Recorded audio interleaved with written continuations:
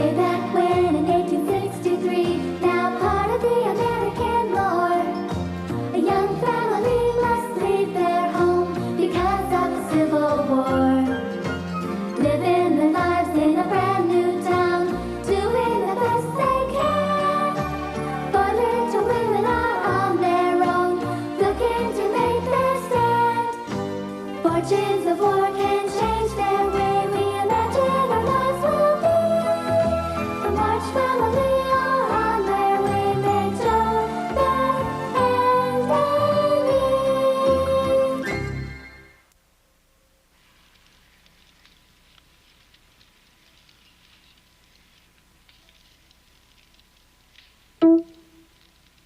Oh, Beth? You better put something warm on. You are going, aren't you? I guess. Well, I think you'd be happy to have a chance to play Mr. Lawrence's fine grand piano. Aren't you? Well, yes, but... Well, if I were you, I'd make the most of such a moment. Getting an invitation to make yourself at home in that beautiful house with that fine piano, what a treat! You're acting as though it were a big problem. But... wouldn't it be rude to just barge in? Why would it? I don't know. He frightens me. You mean Mr. Lawrence? Mm-hmm. It's not that I'm ungrateful, but he's so imposing and distinguished I'd go to pieces upon seeing him. I'd perish if you were there. Aw, he couldn't be as awful as all that. I wouldn't worry, Beth. Why don't you come along? At least for a little bit. Not me. Please come, Amy. I'm sorry, I just can't do it. To be perfectly honest about it, Mr. Lawrence scares me too. Ah. Come in, it's open.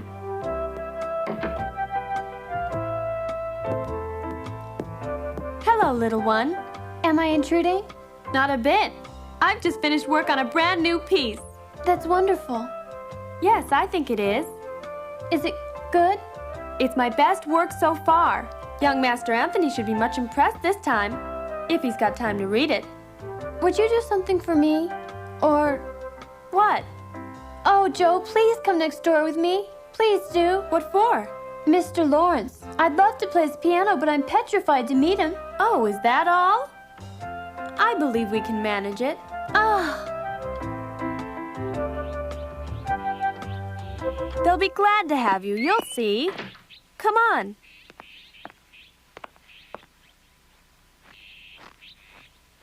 He said he'd inform the household that you'd be coming over from time to time. That's very gracious of him. I believe he really likes us. Do you think he might be at home now? Maybe, maybe not. Anyway, it doesn't really matter now, does it? You'll feel at home in no time. Right.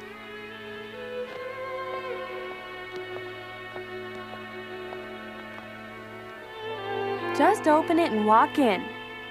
You're absolutely sure it's all right, Joe? Maybe I should stay for a bit?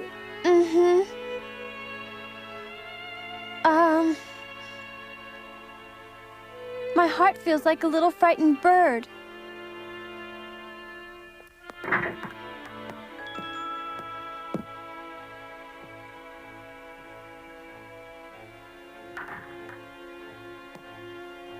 There. Now let's just march right on in.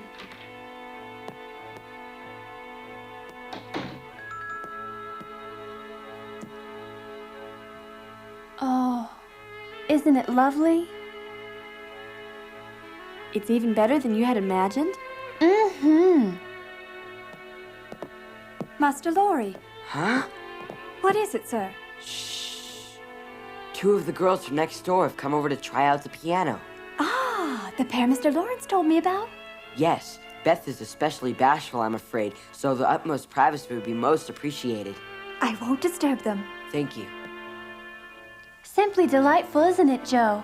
Yes. Now.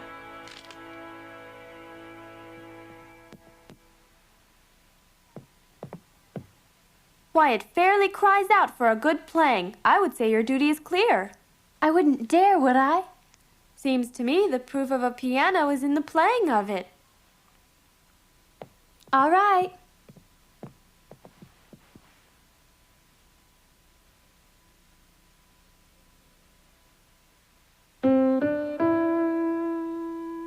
Ah.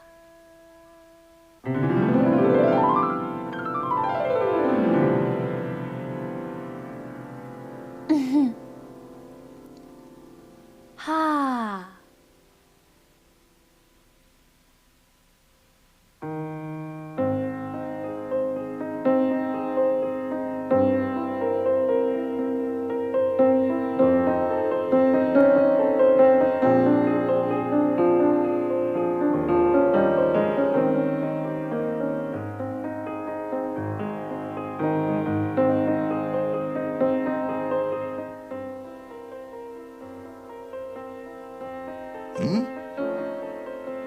Be strong.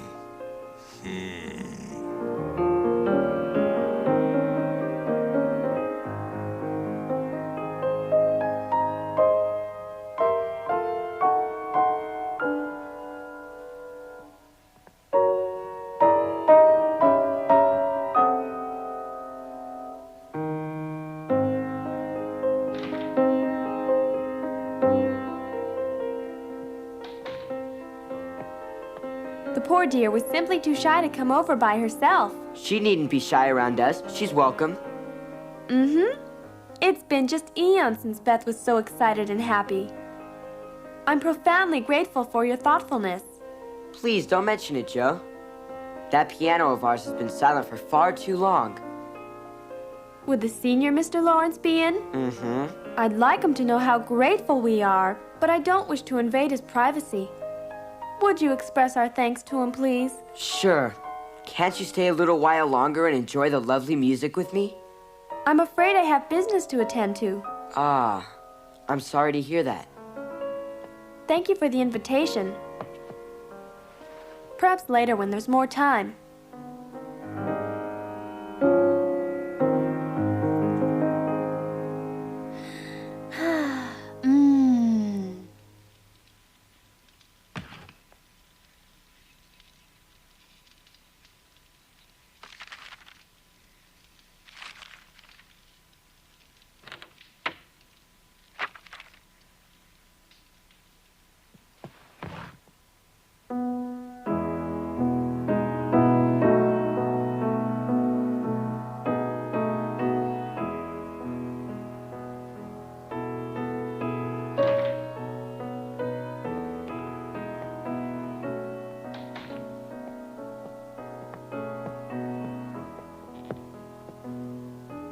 Such lovely sounds I haven't heard since Linda played. And all of the sheet music you have here? I guess they belonged to her, didn't they? Indeed. I had them stored in the library. Well, little Beth seems to be enjoying them. I thought she might. That's why I put them in plain view. Gosh, thank you, Grandfather. There's no need whatsoever to thank me, my boy. Oh, how better could I put them to good use? Those sweet sounds are thanks enough. Grandfather, I think what I mean to say is, I'm so grateful for your having made them so welcome here at our house. Pardon me?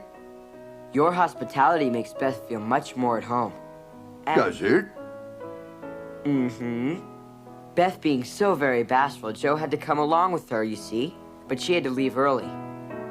You seem particularly fond of Joe March, are you, Laurie? Well, yes. That is, I do think of her as a very good friend. Really? Just a good friend. Please, they'll hear you. A decent piano certainly makes a difference. Yes, it does, doesn't it? Beth sure seems to be enjoying herself. Mm-hmm.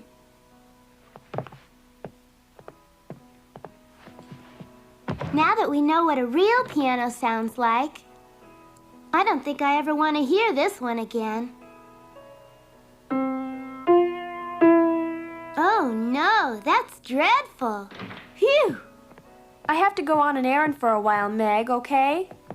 Our little Chopin has been playing for quite some time. I'm afraid she may overstay and wear out her welcome on her very first visit. Don't you think? Not likely according to what Laurie says. But I suppose after a while you should go get her.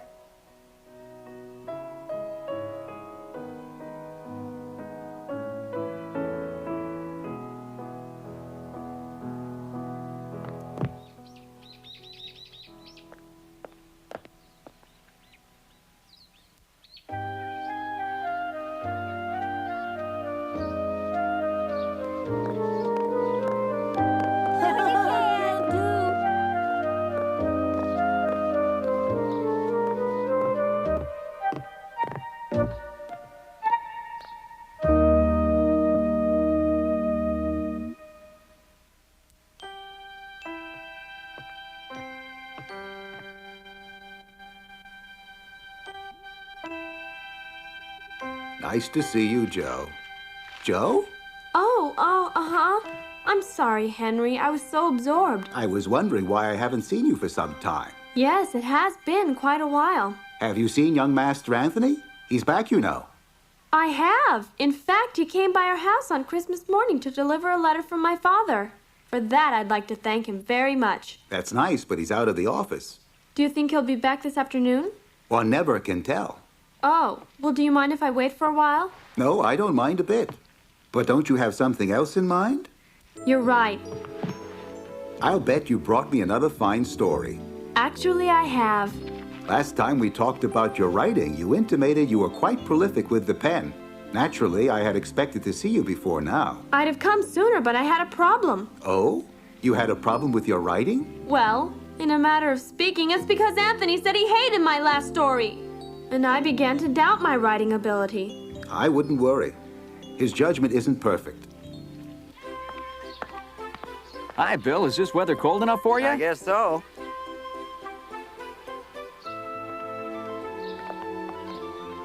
Hello there. Are you trying to make up your mind about visiting our newspaper office? Well, no, actually, I wasn't. Oh, very well. Say, we've met, haven't we?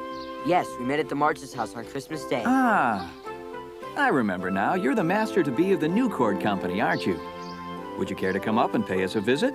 No, thank you. Huh? In my opinion, you're an exceptionally capable writer for a beginner. I'm convinced you show a great deal of promise. What shall I do about him? Stand your ground for now. Give me a chance to bring him around. Well, speak of the devil. Any news, Anthony? Not much going on today. Oh, hi, Joe. I wanted to thank you in person for bringing the letter from my father. Well, it brought good news, I hope. Letters from father always bring good cheer. He always makes a point of being cheerful no matter what happens. Yes? He never makes us feel like babies. He always refers to us as his little women. Most admirable. He's bringing us up to be responsible as young people ought to be. Well, I bless him. Most young people don't know the meaning of that mighty word. Or barely. You say most young people are irresponsible? Yes, I think most of them are. Then let me ask you this. Am I among these young people? Well, barely. I wasn't speaking about you personally, my boy. What do you mean by barely, Henry? Am I not irresponsible or simply no longer young? My good friend, don't be upset. You're the exception that proves the rule. Hey, Henry! Henry! What's the problem? Just come on back. If you'll pardon me? You're being a little bit sensitive, aren't you? Why, no, I'm not being a bit touchy. No matter how old I got, I would never say that young people are such and such a way. Well, despite what Henry might think about young people, we count you among our best friends. My mother and sisters asked me to bring you this little token as an expression of my family's sincere gratitude. Ah, my. Many thanks. Sure, you're welcome. My sister Meg embroidered the initials. I must admit, I'm completely amazed. Well, what have we here? Ah. It appears you have an admirer, my boy. Nice, huh? Please give your mother and sisters my regards, Joe. Of course. I really should be going. Not so fast there, young lady. I believe I owe you payment for your story. I'd rather you didn't until you decide whether you can use it. Now, Joe, I promise to pay you for your next item. I believe in supporting bright young writers who show this kind of enthusiasm. I hope you'll keep working. Write a lot of articles. And please, let me see them all. I can't pay you very much, but I will pay you. Thanks. Here you are. Oh. And I wouldn't worry about Anthony. He agrees completely. Thank you so very much. I want you to believe in your ability, Joe. I might well be in the market for a new byline writer any moment now. Yes? By paying you, I'm merely protecting my business investment. Ah, yes. Someday, Henry may open a school for writers. I forgot. I just ran into Laurie outside. I think he's waiting for you. When was that? Just a few minutes ago, didn't you know? How could I?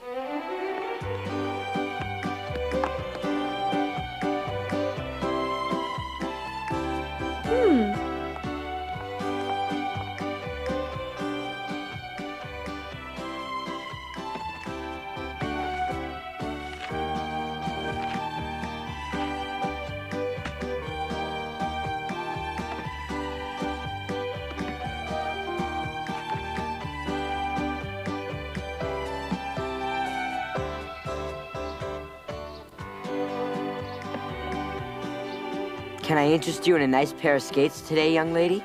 Well, where'd you come from? Allow me to help you. I'm a good skater. Oh, you're good at everything. When I pick out a pair of skates for someone, they always fit. I don't plan to buy a pair at this moment. Well, why not? Treat yourself. I mean, I feel bad about accepting money which I don't believe I really deserve. What? I can barely believe what you're telling me.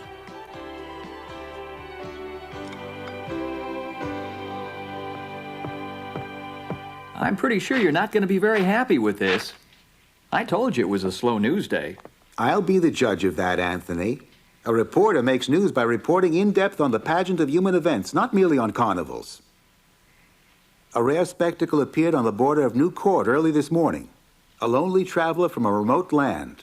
Simba, a splendid Siberian male tiger, is making his way from Asia to the Boston Zoo by railroad and passing through our town. Because the beast was asleep, our reporter was prevented from viewing him. A report on a tiger you didn't even take the trouble to see. You might have made the episode into a compelling piece of writing if you took more interest in it.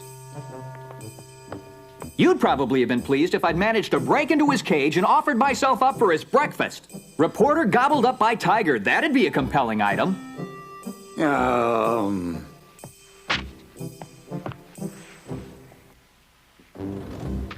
Do you mind if I browse through this piece from Joe? Maybe I can learn why you bought it. I'm surprised that you're willing to admit that even you can learn something. I admit it, Henry. You don't have to rub it in. Now, let's see what our young friend has to teach me. This should be very interesting. You might try to keep an open mind about it. I promise I'll try to read it without prejudice or bias. This is pretty good. You may have underpaid her. I can't believe the nerve of that fellow. Just who does that Anthony think he is anyway? Well, I'm very disappointed. I had no idea that anyone could be so ill-mannered. But Laurie, he wasn't unpleasant about it. He merely criticized my writing on the basis of its merits and demerits. Oh, yeah? I think he's being cruel. I believe not. I prefer to believe he's simply pushing me to try to perfect my skills so I'll be a better writer. How does he expect you to keep up your spirits with all that criticism? Well, keeping up my spirits is my job regardless of Anthony's opinion. Besides, Henry was very pleased. If Henry liked it, you should be happy too, Joe. Don't pay any attention to Anthony. Henry paid good money for it, so he must have thought it was acceptable. Uh-oh. What's the matter? I just remembered something. I was supposed to meet with Mr. Brooke at my house an hour ago for my tutoring session.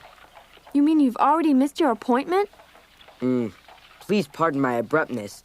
I better try to catch him before he leaves. Bye, Joe. Sorry I can't walk you home. I'll come by later. I hope his opinion of Anthony gets a little better.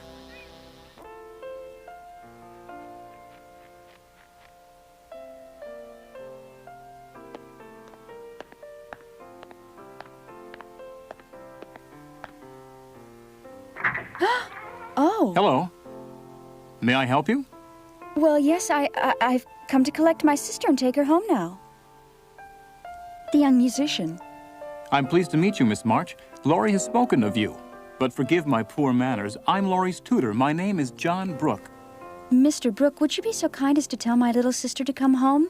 I'm aware that she seems to be enjoying herself immensely, but I'm afraid she may overstay her welcome. Oh, but won't you please come in and enjoy the music with me for a while? I appreciate that. Thank you, Mr. Brooke. Believe me, the pleasure is all mine, Miss March. Say, may I ask you something? Perhaps you can help me. Does young Master Laurie come to visit your home very often? Yes, often, but not since yesterday. I wonder why. But I'm forgetting my manners. You must be freezing out there. Beth is in the library.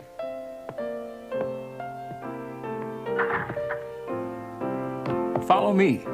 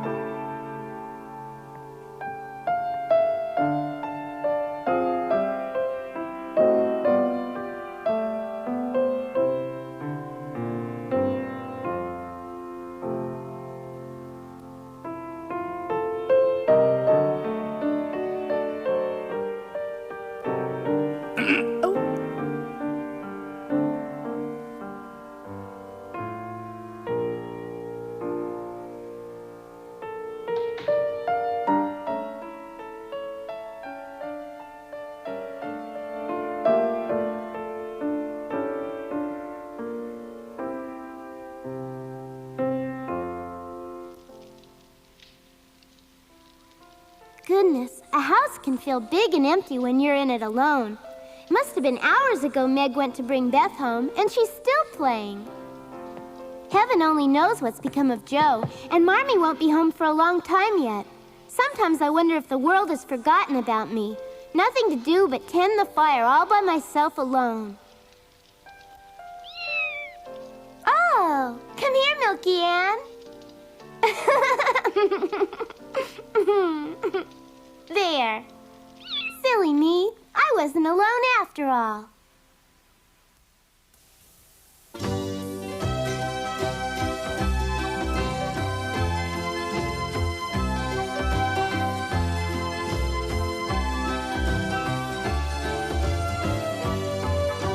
Fortunes of war can